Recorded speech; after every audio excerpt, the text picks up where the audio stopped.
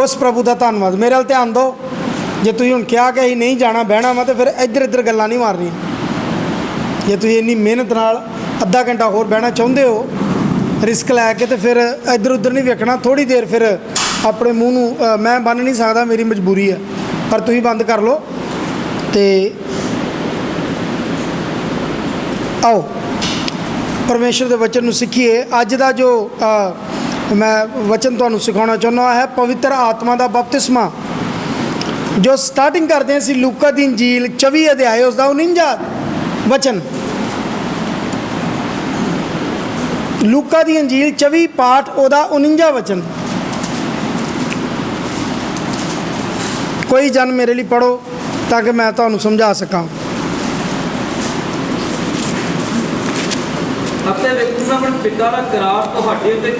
हाँ जी, पर जब तक तुसीं उपरों शक्ति ना पाओ शहर विच रहो। हाँ जी, आमीन। अते वेखो मैं अपने पिता का करार तुहाडे उत्ते घल्लदा हाँ, पर जब तक तुसीं उपरों शक्ति ना पाओ शहर विच रहो, मतलब यरूशलेम विच रहो। पिता का करार यानी प्रभु यीशु मसीह जो मेरे तुहाडे नाल वादा करते हैं। प्रभु यीशु मसीह ने कहा मैं जांदा हाँ, पिता को मंगदा हाँ, तो पिता तुहानूं दूसरा सहायक अर्थात पवित्र आत्मा देवेगा। यानी प्रभु यीशु मसीह ने इस गल की गारंटी दी आ कि मैं पिता को जांदा हाँ, उन्होंने को मंगदा, तो मंग के तुहानूं पवित्र आत्मा लैके दिना पिता कोलों। तेरा मतलब पिता ने उन्होंने ये गल का वादा कर दिता। पिता ने यीशु मसीह ने गल कन्फर्म कर दी, कह दी कि मैं ये पक्का डन वा करार आ तेरा वादा कि मैं पवित्र आत्मा ये रूप च तुहानूं देवांगा, क्योंकि पहले ही प्लैनिंग सी, ये तो पहले ही योजना सी, पहले ही प्लैनिंग सी। पर मैं तुहानूं समझाउण दे वास्ते गल इस तरीके नाल कर रहा। प्रभु यीशु मसीह ने कहा उस पिता के करार के अनुसार मैं अपने उस पिता के करार के अनुसार तुहाडे उत्ते घल्लदा हाँ। वो पवित्र आत्मा का अभिषेक, पवित्र आत्मा जिहड़ा पिता दिंदा है सारिਆਂ नूं, पवित्र आत्मा का अभिषेक सारिਆਂ नूं मिलता है, उस दे बारे इत्थे गलबात चलदी पई आ। अते वेखो मैं अपने पिता के करार तुहाडे उत्ते घल्लदा हाँ, जद तीकर तुसीं उपरों शक्ति ना पाओ शहर विच रहो। ये हो गया वादा, ये हो गया करार। हुण तुसीं जाना रसूलां दे किताब दे विच। फिर इन्हें मैं 2-3 आयतां इकट्ठियां पढ़ाउण तो बाद तुहानूं समझाउणा। उहदा एक पाठ उहदी 4-5 आयत तो पढ़ना शुरू करो, 4 तो पढ़ना शुरू करो। रसूलां दे किताब जल्दी ना पढ़ो, एक पाठ। हाँ जी पढ़ो एक पाठ। और उन्हां दे नाल इकट्ठे होके उसने उन्हां नूं हुक्म दिता भाई यरूशलेम तो बाहर ना जाओ। हाँ। पर पिता ने उस करार दी उड़ीक विच रहो जे दे विखे तुसां मैथों सुनिया। हाँ, जिदे विखे तुसीं मैथों सुनिया सी। पिता दे उस करार दी उड़ीक। हिंदी च की लिखिया करार नूं? जिहड़ा करार शब्द है इहनूं हिंदी च की लिखिया? आग्ञा दी, आग्ञा दी, हुक्म दिता। ठीक है चलो इनू 4-5 भी पढ़ो। क्यों जो यूहन्ना ने तां पानी नाल बपतिस्मा दिता। हाँ जी। थोड़े दिनां पिछों तुहानूं पवित्र आत्मा नाल बपतिस्मा दिता जाएगा। हाँ, क्यों जो यूहन्ना ने तां तुहानूं यूहन्ना ने तां पानी नाल बपतिस्मा दिता, पर थोड़े दिनां पिछों तुहानूं पवित्र आत्मा दा बपतिस्मा दिता। इत्थे हुण ध्यान रखना, यूहन्ना ने तुहानूं पानी दा बपतिस्मा दिता, थोड़े दिन बाद तुहानूं काहदा बपतिस्मा दिता जाएगा? पवित्र आत्मा दा। यह दूसरा बपतिस्मा वा। देख लो, पवित्र आत्मा दा बपतिस्मा सेम जिद्दां पानी दा बपतिस्मा पाया उस तरह तुसीं पवित्र आत्मा दा बपतिस्मा पाओगे, तुहानूं मिलेगा और तुहाडे लिए अत्यंत जरूरी है।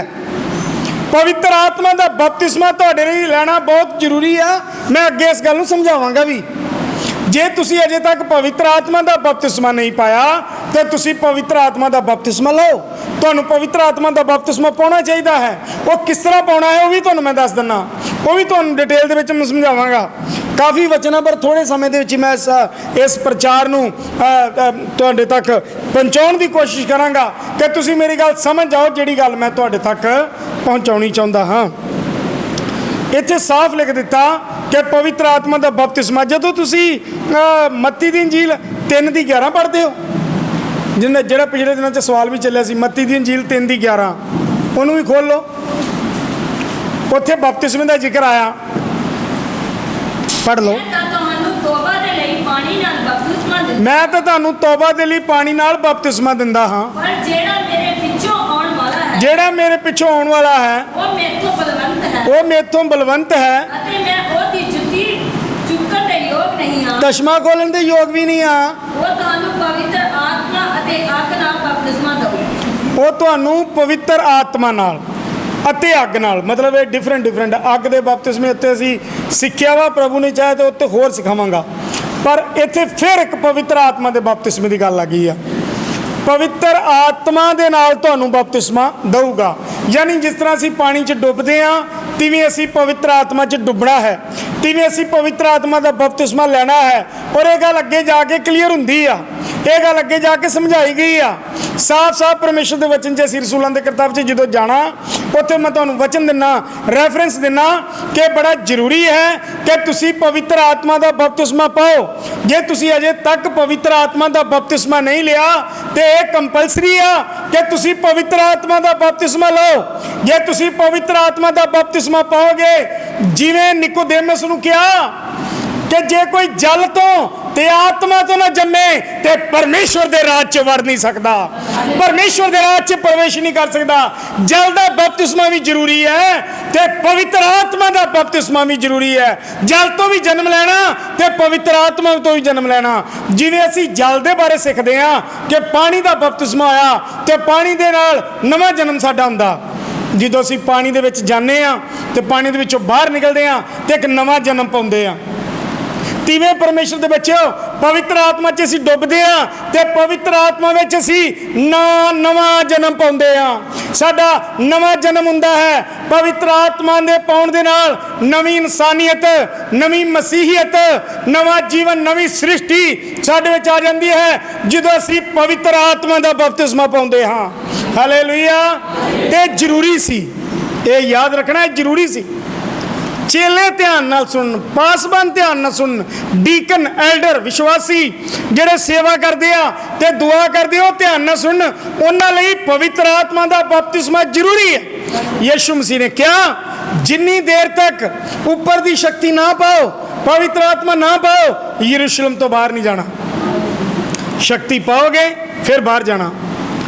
ਤੇ ਰਸੂਲਾਂ ਦੀ ਕਿਤਾਬ 'ਚ ਅਸੀਂ ਪੜ੍ਹਦੇ ਕਿ ਪਵਿੱਤਰ ਆਤਮਾ ਦਾ ਬਪਤਿਸਮਾ ਲੈਣਾ ਬੜਾ ਹੀ ਜ਼ਰੂਰੀ ਹੈ। ਪਵਿੱਤਰ ਆਤਮਾ ਦਾ ਬਪਤਿਸਮਾ ਜਿਹੜਾ ਉਹ ਮਿਲਣਾ ਹੈ। ਔਰ ਤੁਸੀਂ ਅੱਗੇ ਪੜ੍ਹੋ, ਦੀ 5 ਤੋਂ ਅੱਗੇ ਆ ਜਾਓ। ਰਸੂਲਾਂ ਦੀ ਕਿਤਾਬ ਜਿਹੜੀ 1 ਤੋਂ 4, 5 ਅੱਗੇ ਪੜ੍ਹੋ, 8 ਤੱਕ ਪੜ੍ਹੋ, 8 ਤੱਕ ਆ ਜਾਓ।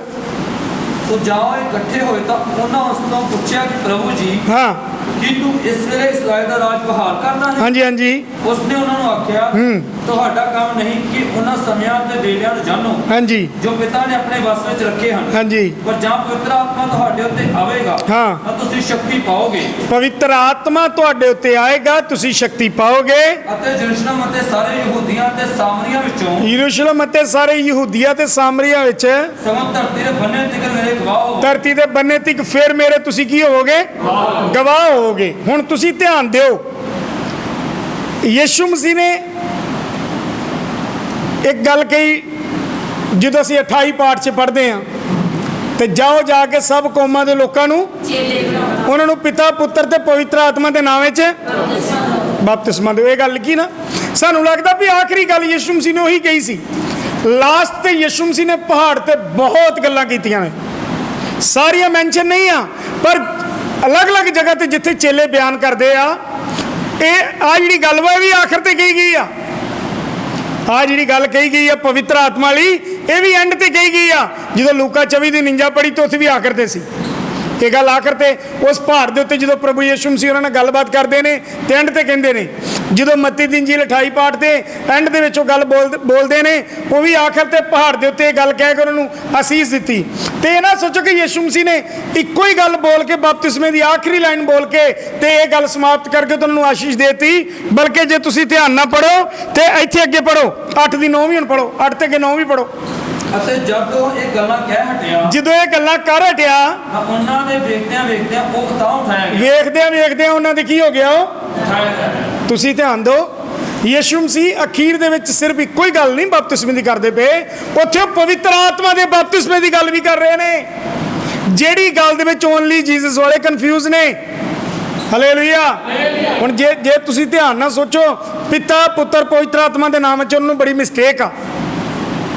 ਇੱਥੇ ਤੇ ਯਿਸੂ ਦੇ ਨਾਮ 'ਚ ਬਪਤਿਸਮਾ ਹੈਗਾ ਤੇ ਬਾਅਦ 'ਚ ਪਵਿੱਤਰ ਆਤਮਾ ਦਾ ਬਪਤਿਸਮਾ ਵੀ ਹੈਗਾ। ਉਹ ਵੀ ਪ੍ਰੂਫ ਤੁਹਾਨੂੰ ਮੈਂ ਰਸੂਲਾਂ ਦੇ ਕਿਤਾਬ 'ਚ ਦੇਣ ਲੱਗਾ, ਅੱਗੇ ਜਾ ਕੇ ਉਹ ਵੀ ਪ੍ਰੂਫ ਤੁਹਾਨੂੰ ਦੇਣ ਲੱਗਾ। ਜਿਹੜਾ ਪਾਠ ਅੱਗੇ ਭਜਨ ਜੀ ਫਿਲਪੁਸ ਦੇ ਬਾਰੇ ਪੜ੍ਹਾ ਰਹੇ ਸੀ, ਉਸੇ ਪਾਠ ਦੇ ਵਿੱਚ ਹੀ ਹੈ, ਉੱਥੇ ਮੈਂ ਤੁਹਾਨੂੰ ਪੜ੍ਹਾਉਣਾ ਸਾ।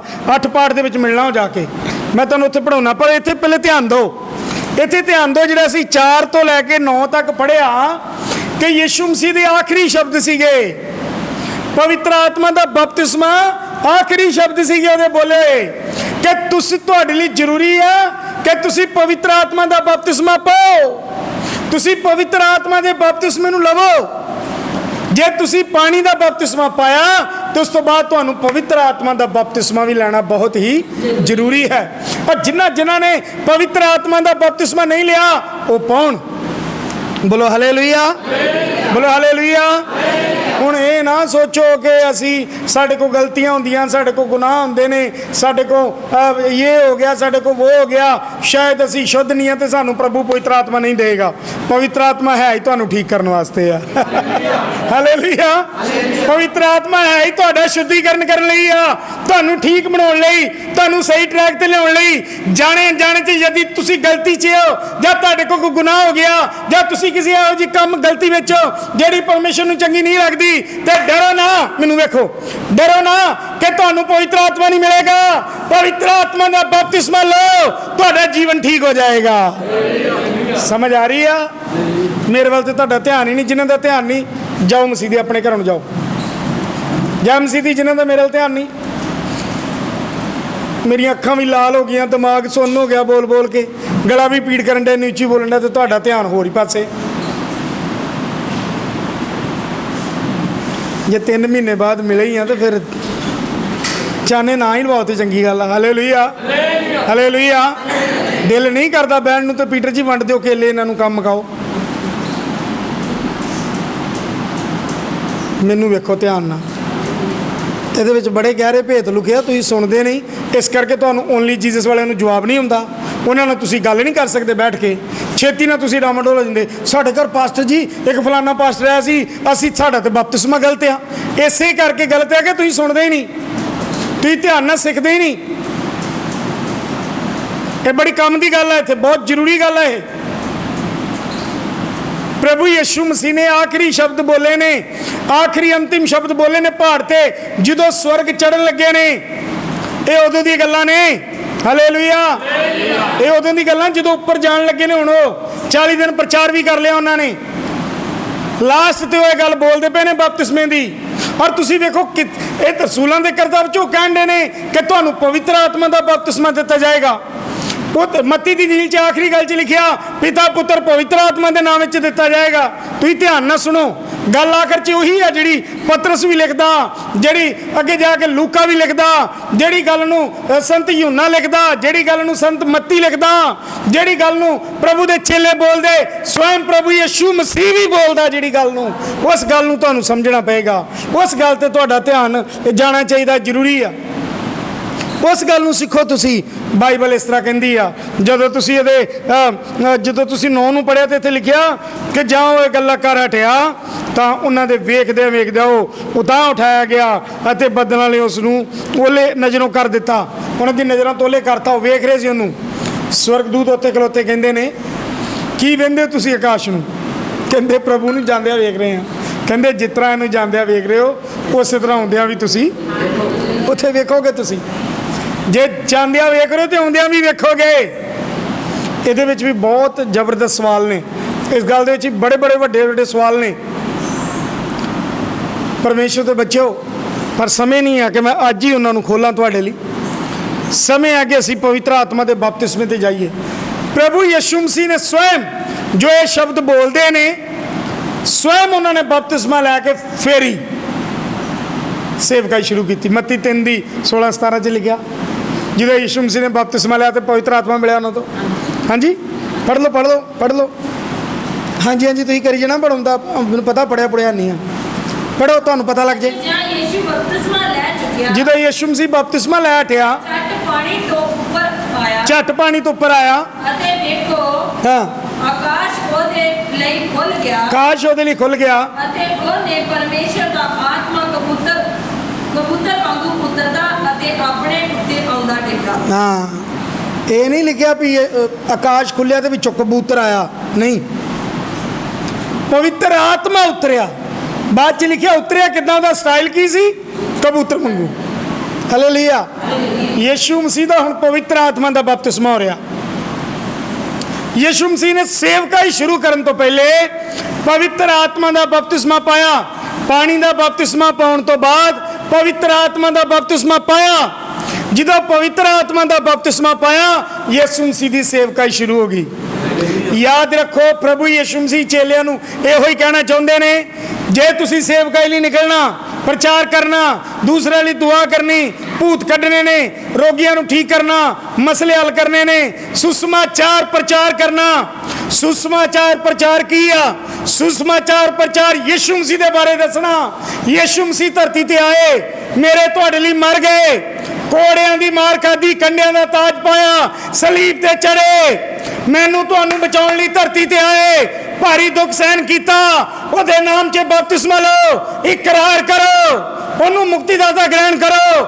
ਇਹ ਆ ਸੁਸਮਾਚਾਰ ਪ੍ਰਚਾਰ, ਇਹ ਆ ਸੁਸਮਾਚਾਰ ਪ੍ਰਚਾਰ। ਇਹ ਜਿਹੜੇ 4 ਐਤਨਾਮੇ ਜਿਹੜੇ ਮੱਤੀ ਦੀ ਇੰਜੀਲ, ਲੂਕਾ ਦੀ ਇੰਜੀਲ, ਮਰਕੁਸ ਦੀ ਇੰਜੀਲ, ਯੂਹੰਨਾ ਦੀ ਇੰਜੀਲ, ਇਹ ਸੁਸਮਾਚਾਰ ਪ੍ਰਚਾਰ ਜਿਹਦੇ ਵਿੱਚ ਯਿਸੂ ਮਸੀਹ ਦੇ ਬਾਰੇ ਲਿਖਿਆ। ਆਪਣੇ ਬਾਰੇ ਨਾ, ਆਪਣੀ ਨਾ ਪ੍ਰਸ਼ੰਸਾ ਕਰੀ ਜਾਓ, ਕੁਝ ਹੋਰ ਹੀ ਕਹਾਣੀਆਂ ਨਾ ਸੁਣਾਈ ਜਾਓ, ਹੋਰ ਵੀ ਤੁਸੀਂ ਬਾਈਬਲ ਚੋਂ ਪ੍ਰਚਾਰ ਕਰੋ, ਗੁੱਡ ਗੱਲ ਆ, ਲੇਕਿਨ ਸੁਸਮਾਚਾਰ ਪ੍ਰਚਾਰ ਤਾਂ ਇਹ ਹੈ ਜੋ ਯਿਸੂ ਮਸੀਹ ਬਾਰੇ ਦੱਸਿਆ ਜਾਏ। ਹਾਲੇਲੂਇਆ। ਸੁਸਮਾਚਾਰ ਪ੍ਰਚਾਰ ਇਹ ਹੈ ਜੋ ਯਿਸੂ ਮਸੀਹ ਦੇ ਬਾਰੇ ਦੱਸਿਆ ਜਾਏ, ਇਹ ਪ੍ਰਚਾਰ ਜ਼ਿਆਦਾ ਕਰੋ। ਪ੍ਰਭੂ ਯਿਸੂ ਮਸੀਹ ਆਏ, ਮੇਰੇ ਤੁਹਾਡੇ ਲਈ ਮਰ ਗਏ, ਮੇਰੇ ਤੁਹਾਡੇ ਲਈ ਉਸਨੇ ਆਪਣਾ ਲਹੂ ਬਹਾਇਆ, ਉਹ ਆ ਸੁਸਮਾਚਾਰ ਪ੍ਰਚਾਰ। ਇਸ ਨੂੰ ਕਰੋ। ਅਗਰ ਕਿਸੇ ਨੂੰ ਦੱਸਣਾ ਤੇ ਆਪਣੇ ਬਾਰੇ ਨਾ ਦੱਸੀ ਜਾਓ, ਯਿਸੂ ਮਸੀਹ ਬਾਰੇ ਦੱਸੋ। ਉਹਨੂੰ ਕਹੋ ਯਿਸੂ ਮਸੀਹ ਆਏ, ਮੇਰੇ ਤੁਹਾਡੇ ਪਾਪਾ ਲਈ ਮਰੇ, ਤੁਹਾਨੂੰ ਪਾਪਾ ਤੋਂ ਮੁਕਤ ਕਰਨਗੇ, ਤੁਹਾਨੂੰ ਮੁਕਤੀ ਦੇਣਗੇ, ਤੁਹਾਨੂੰ ਸਵਰਗ 'ਚ ਲੈ ਜਾਣਗੇ, ਤੁਹਾਡੀ ਜ਼ਿੰਦਗੀ ਨੂੰ ਆਜ਼ਾਦ ਕਰਨਗੇ, ਬਚਾਉਣਗੇ ਨਰਕ ਤੋਂ। ਇਹ ਚੀਜ਼ ਨੂੰ ਉਹਨਾਂ ਨੂੰ ਪ੍ਰਚਾਰ ਕਰੋ। ਯਿਸੂ ਮਸੀਹ ਉਸ ਵੇਲੇ ਉਹਦੇ ਜੀਵਨ 'ਚ ਕੰਮ ਕਰੇਗਾ। ਇਹੋ ਹੀ ਗੱਲ ਫਿਲਿਪੁਸ ਨੂੰ ਆਈ ਸੀ, ਪਰ ਉੱਥੇ ਹੋਰ ਕੁਝ ਭੇਦ ਦੀਆਂ ਗੱਲਾਂ ਵੀ ਖੁੱਲੀਆਂ ਸੀ। ਉੱਥੇ ਫਿਲਿਪੁਸ ਦੇ ਜਦੋਂ ਗੱਲਬਾਤ ਚੱਲਦੀ ਪਈ, ਉੱਥੇ ਹੋਰ 1-2 ਭੇਦ ਖੁੱਲੇ ਸੀ, ਸ਼ਾਇਦ ਉਹ ਰਹੱਸੇ ਮੈਂ ਖੋਲ੍ਹਦਾ। ਹੁਣ ਜਦੋਂ ਯਿਸੂ ਮਸੀਹ ਨੇ ਕਿਹਾ ਹੁਣ ਮੈਂ ਜਾਂਦਾ, ਪਿਤਾ ਦਾ ਕਰਾਰ ਤੁਹਾਡੇ ਤੇ ਹੁੰਦਾ, ਯਾਨੀ ਪਵਿੱਤਰ ਆਤਮਾ ਦਾ ਬਪਤਿਸਮਾ, ਜਿਹਦੇ ਮੈਂ ਰੈਫਰੈਂਸ ਤੁਹਾਨੂੰ 2 ਦੇ ਚੁੱਕਿਆ, 2 ਤੋਂ ਬਾਅਦ 3 ਦੇ ਚੁੱਕਿਆ। ਪਵਿੱਤਰ ਆਤਮਾ ਦਾ ਬਪਤਿਸਮਾ ਹੋਰ ਰੈਫਰੈਂਸ ਦੇਣ ਲੱਗਾ ਪਵਿੱਤਰ ਆਤਮਾ ਦੇ ਬਪਤਿਸਮੇ ਦੇ। ਯਾਨੀ ਜਦੋਂ ਪ੍ਰਭੂ ਗਿਆ ਤੇ ਉਸ ਤੋਂ ਬਾਅਦ 50ਵੇਂ ਦਿਨ ਪਵਿੱਤਰ ਆਤਮਾ ਚੇਲਿਆਂ ਦੇ ਉੱਤੇ ਬੜੇ ਜ਼ੋਰ ਨਾਲ ਉਤਰਿਆ। ਸਭ ਪਰਾਈ ਭਾਸ਼ਾ ਬੋਲਣ ਲੱਗੇ। 2 ਪਾਠ 'ਚ ਲਿਖਿਆ ਨਾ, ਸਭ ਅੰਨ੍ਹਿਆਂ ਭਾਸ਼ਾ ਬੋਲਣ ਲੱਗੇ, ਜਿਵੇਂ ਪਵਿੱਤਰ ਆਤਮਾ ਨੇ ਉਹਨਾਂ ਨੂੰ ਬੋਲਣ। ਇੱਦਾਂ ਲਿਖਿਆ, ਕਿੱਦਾਂ ਪਰਾਈ ਭਾਸ਼ਾ ਬੋਲਣ ਲੱਗੇ, ਜਿਵੇਂ ਉਹਨਾਂ ਨੂੰ।